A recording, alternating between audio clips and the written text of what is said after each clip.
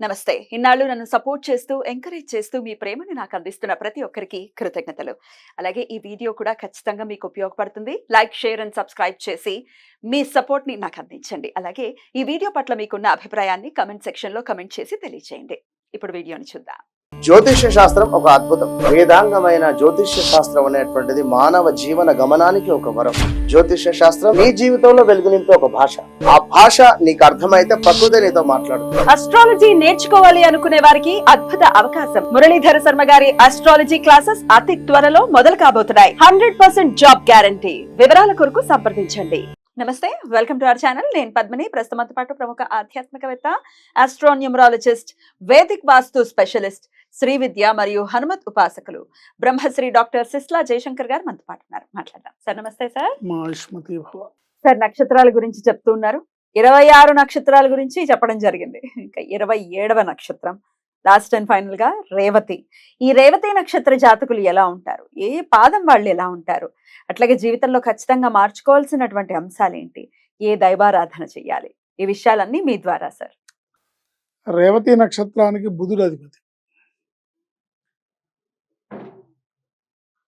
రేవతి నక్షత్రం వాళ్ళకి ఉన్న కామన్ లక్షణాలు ఏంటంటే పూర్ణాయువు,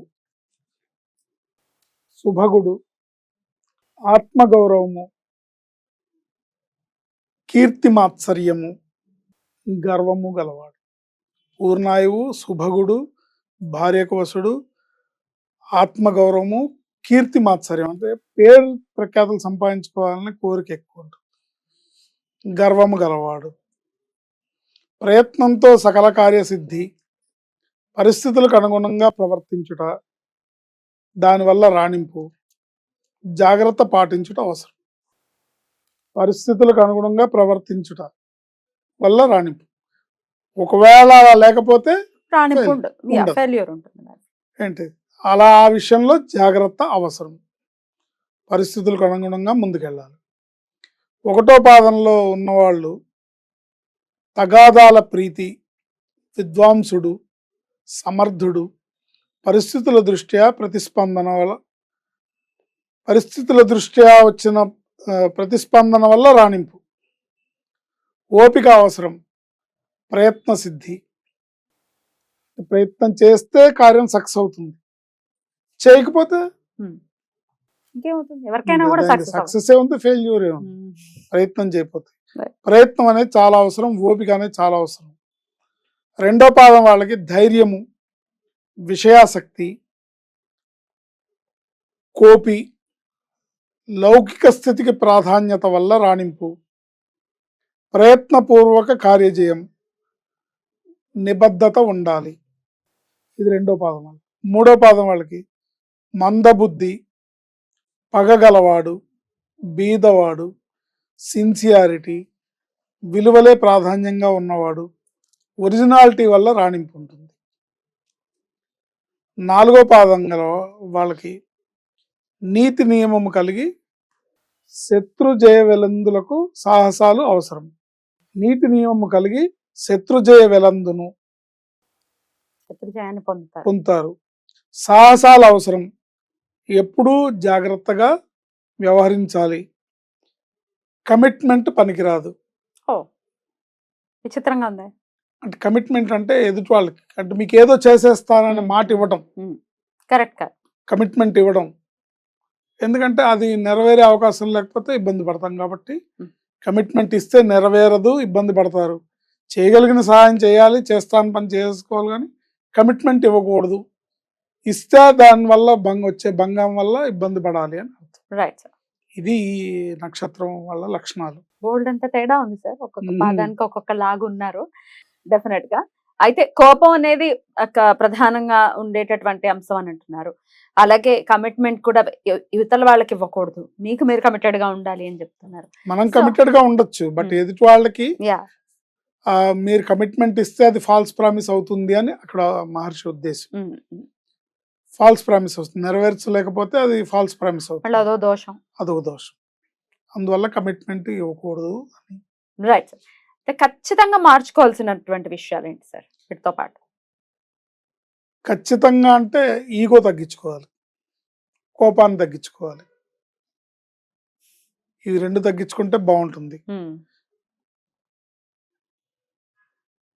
ఆత్మగౌరవం అంటే పాజిటివ్ ఈగో ఓకే కానీ నెగిటివ్ ఈగో ఉంటే కనుక తగ్గించుకోవాలి.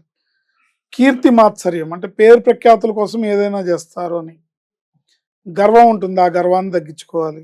తగ్గించుకుంటే సకల కార్యసిద్ధి జరుగుతుంది. ఆరాధన విషయం కూడా చెప్పండి సార్. ఏ దేవీ దేవతల ఆరాధన ఖచ్చితంగా చేయాల్సి ఉంటుంది జీవిత పర్యంతం? జీవితాంతం వీళ్ళు విష్ణుమూర్తి ఆరాధన వదలకూడదు.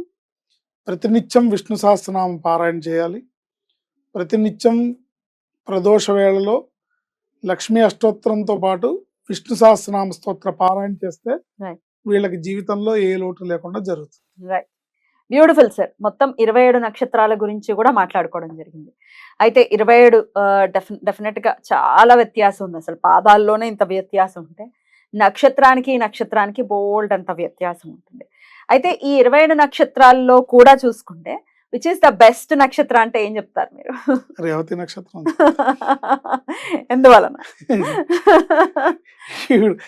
ఎందువల్ల అంటే నా నక్షత్రం ప్రేమ ఉందా?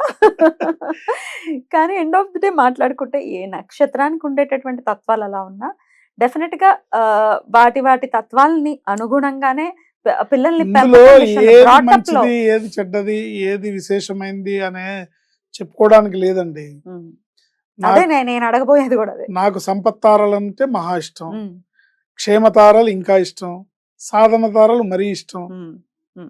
తార అనేది డెఫినెట్ గా నక్షత్రాన్ని బట్టి. ఇప్పుడు నాకు ప్రత్యత్తారో లేకపోతే నాకు నైదన తారో అయితే అవి ఆ నక్షత్రాలు అంటే నాకు ఇష్టం లేదంటే ఎట్లా? అవి పనికిరావు అంతే, మనకి పనికిరావు. అదే రేవతికి పనికిరావు. Right right sir. డెఫినెట్ గా ఇందాక నేను చెప్పాలి అనుకుంది ఏంటి అంటే నక్షత్రం ఏదైనా అయి ఉండొచ్చు కానీ బ్రాటప్ అనేది డెఫినెట్ గా మేజర్ రోల్ ని ప్లే చేస్తుంది. పిల్లల్ని పెంచే విధానం మేజర్ రోల్ ని ప్లే చేస్తుంది. రకరకాల అభియోగాలు ఉన్నాయి కొన్ని నక్షత్రాలకైతే. పాపం ఆశ్లేష ఇలాగా మూలం ముంచుతుంది, జ్యేష్ఠ ఇవన్నీ తప్పుడు అభియోగాలు, ఇవన్నీ మంచిది కాదు. జ్యోతిష శాస్త్రం ఏం చెప్తుందో దాని ప్రకారం ఇప్పుడు మనం పుట్టడం అనేది మన చేతుల్లో లేదు. మన తల్లిదండ్రుల్ని మనం ఎంచుకొని తెచ్చుకోవట్లేదు. మనం ఏంటి అంతా దైవ నిర్ణయం, కర్మ ఫలితం. బ్యాలెన్స్ షీట్, గత జన్మ బ్యాలెన్స్ షీట్ మనం ఈ జన్మలో మనం జన్మ తీసుకుంటున్నాం. ఈ జన్మలో మనం భగవంతుడు ఏ జన్మ ఇచ్చాడో ఏమిచ్చాడో, ఏ నక్షత్రంలో మనం పుట్టామో, ఏ పాదంలో పుట్టామో, ఏ రాశిలో ఉన్నామో, మన గ్రహస్థితి ఎలా ఉందో దానికి అనుగుణంగా జ్యోతిష్ శాస్త్రం ఏం చెప్పిందో దానికి అనుగుణంగా ఈ నక్షత్రానికి ఈ రాశులకి మన గ్రహస్థితికి ఉన్న ప్లస్ మైనస్ పాయింట్లు బేరీజ్ వేసుకుంటూ జ్యోతిష శాస్త్రం యొక్క సపోర్ట్ తీసుకొని చేయకూడదన్న పనులు చేయకూడదు, చేయాల్సిన పనులు చేయాలి. అంతే, చేయకుండా ఉండకూడదు. చేయాల్సిన పనులకేమో ఎందుకు చేయాలనే ఒక వితండవాదం, చేయకూడని పనులేమో చేస్తే ఏమవుతుందనే వితండవాదం కొంప ముంచుతుంది అనే విషయాన్ని గ్రహించాలి. ఇప్పుడు చాలా ఇళ్లలో ఇదే పరిస్థితులు ఉన్నాయి. డెఫినెట్ గా మేము మారాలి. ఎండ్ ఆఫ్ ది డే బుద్ధి కర్మానుసారిని అంటారు. సో ఆ బుద్ధి అలాగే పుడుతుంది, ఎందుకు చేయాలి అంటారు. ఎవరిని ఏం చేస్తాం, ఆపలేము. ఎంతో కొంత అవగాహన తీసుకురావడం కోసం ఈ సిరీస్ ని చేయడం జరిగింది సార్.